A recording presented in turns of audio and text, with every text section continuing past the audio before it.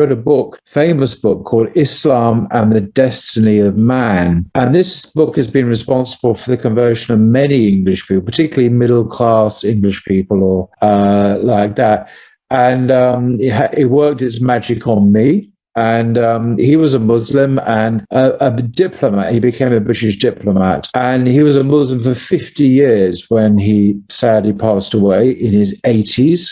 So he was my mentor at first. I mean, although I still value that book, I wouldn't agree with some of the things he now says.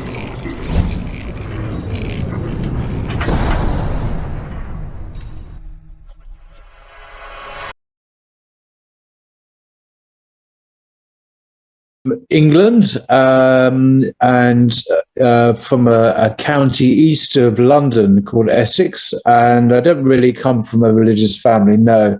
They were very slightly nominally Christian, but absolutely not practicing, at least I have no recollection. So it's basically a secular family in England.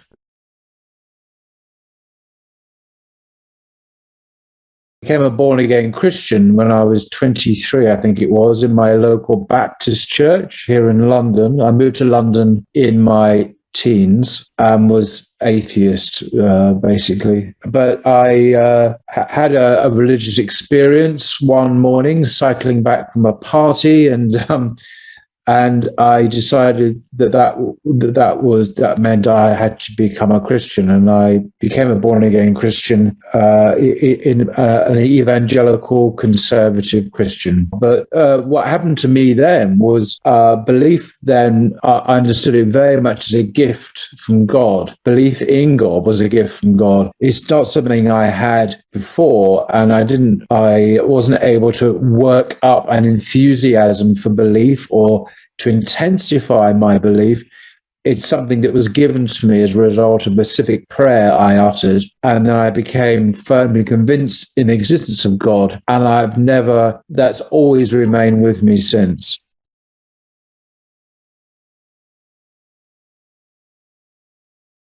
This encounter with real Islam, rather than what the media tell me, was in my local mosque, Regent's Park Mosque, which I still go to. I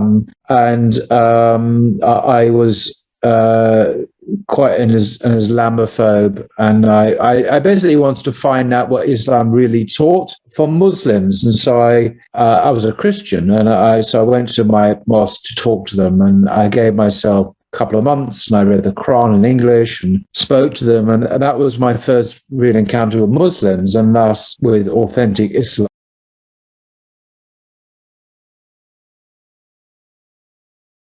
Later, after I suddenly realized that it sounds very naive now, but that really was something I had to learn, the basics, that Islam also possessed a spiritual tradition and a depth that Christianity also possessed, that I knew about. I knew about the great spiritual writers, both St. Augustine, or the great classics like Thomas à Kempis' Imitation of Christ, or The Cloud of Unknowing.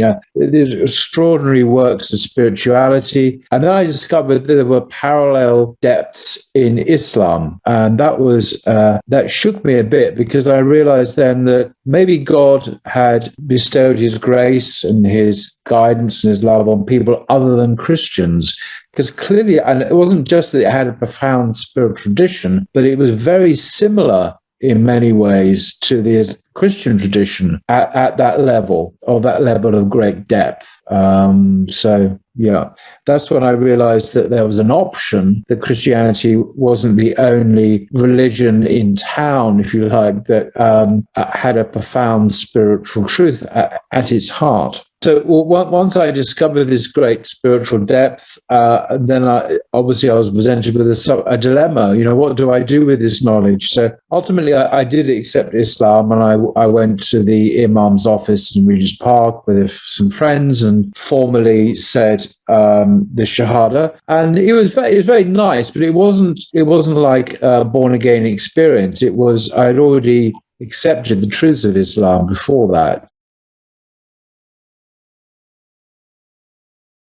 The key figure writer, British Muslim intellectual who had a huge influence on me was a chap called Guy Eaton, and he just died a few years ago. He was from the English aristocracy. He was a brilliant writer. He was a master of the English language, and he wrote a famous book called Islam and the Destiny of Man. And this book has been responsible for the conversion of many English people, particularly middle-class English people or like that. And it worked its magic on me. And he was a Muslim and a diplomat. He became a British diplomat. And he was a Muslim for 50 years when he sadly passed away in his 80s. So he was my mentor at first. I mean, although I still value that book, I wouldn't agree with some of the things he now says in that book. If he was a perennialist, for example, and that's not a view I've ever held. But nevertheless, he was the gateway and someone because he was English, I understood where he was coming from, and yet he was equally at home and familiar with the world of Islam. And so he was a great bridge, a conduit from one to the other through which I traveled over. So I think many other people in Britain, British people become Muslims. Some of them become quite hardcore Salafis, for example. I didn't. I became a Sufi and only appreciated real Salafism much later. So so he was probably the biggest single influence at that time. But there've been many people who have influenced me since then.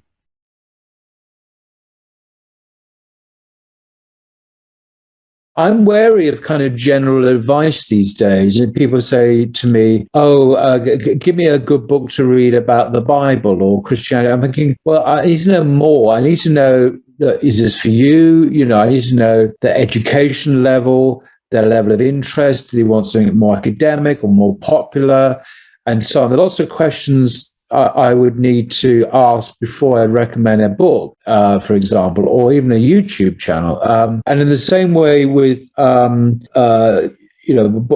books about Islam, I would want to find more about the person who was asking that question. For example, if I was talking to a Cambridge undergraduate, and I know one or two of them, who wants to find out more about Islam, I would certainly recommend some kinds of books and not others.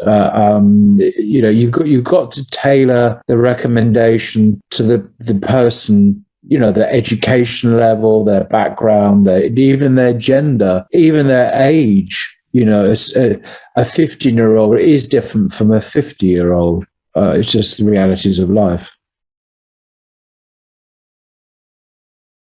Things that's distinctive about Islam, which attracts me, is it provides a holistic way of life. So it's not just, when Christianity does this too, it provides a spiritual path, but it also provides a holistic understanding of life. So the political, for example, is an intrinsic part of Islam. Islamic governance is fundamental. It's wide-ranging, it's comprehensive. There is no secular space in Islam. It's all through and through the same thing. And I like that. It's such a wonderful contrast to the secular Western hegemony. And I think that's one of the probably the unique things about Islam these days. It didn't always used to be unique.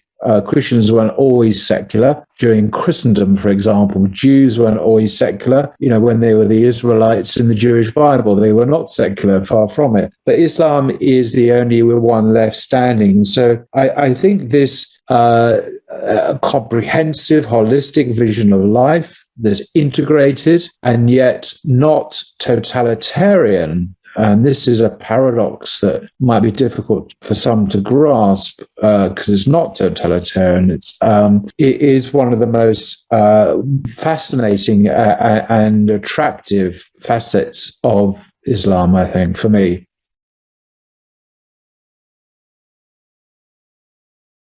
I was the same thing, the favorite thing about Allah when I was a Christian. May sound a bit odd, but I'm reminded of the parables of Jesus or Isa in the Gospels, particularly Luke's Gospel. And these parallels are very Islamic, and you find the same teaching in Hadith, you find the same teaching in the Quran. And it's to do with a God a God of grace, a God of love, who redeems, who calls people back to himself. And, this is part of the truth that is still in Christianity. That arguably a lot of things that have changed and corrupt in Christianity, and that is something that obviously exists in Islam as well.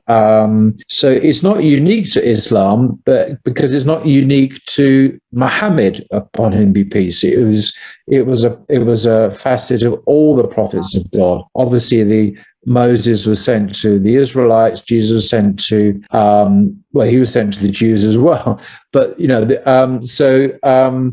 is something that is shared with all the prophets of God, not just what we would call Islam today as the final dispensation.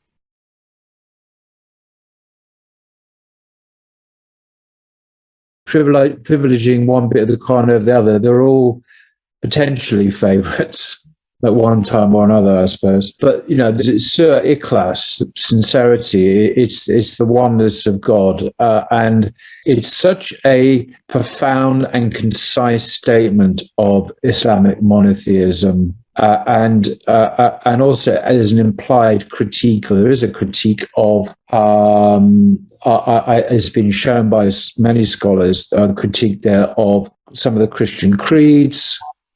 And it's just a beautifully succinct summary of Aqidah, of the Muslim belief. And it's also very beautiful in Arabic as well. So it's not just a dry old bit of theology. It's beautifully expressed, very, very, very concise in Arabic. And I think there's a hadith that says it is equal to the third of the Quran or something.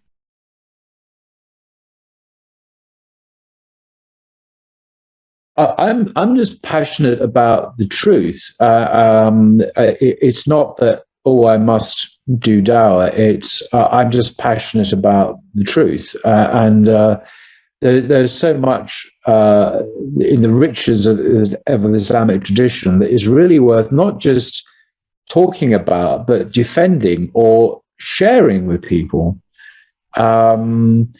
So it's because I almost enjoy it. It's if you've got back to a parable in the Gospels, in the Christian, the parable of the kingdom of God. If a man discovers a pearl in the field, and this is a metaphor for the kingdom of God, and he sells everything that he has to acquire this pearl.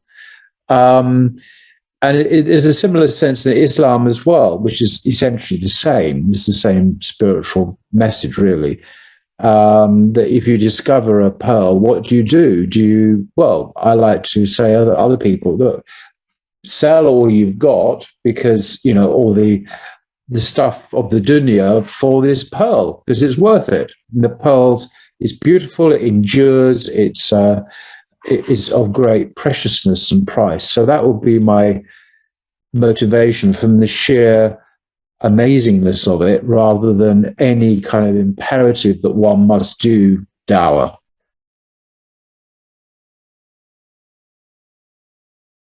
I would hope from my meeting with God that he will, in his grace, overlook my blunders and faults and the mistakes that I've made, that his mercy will triumph over his wrath.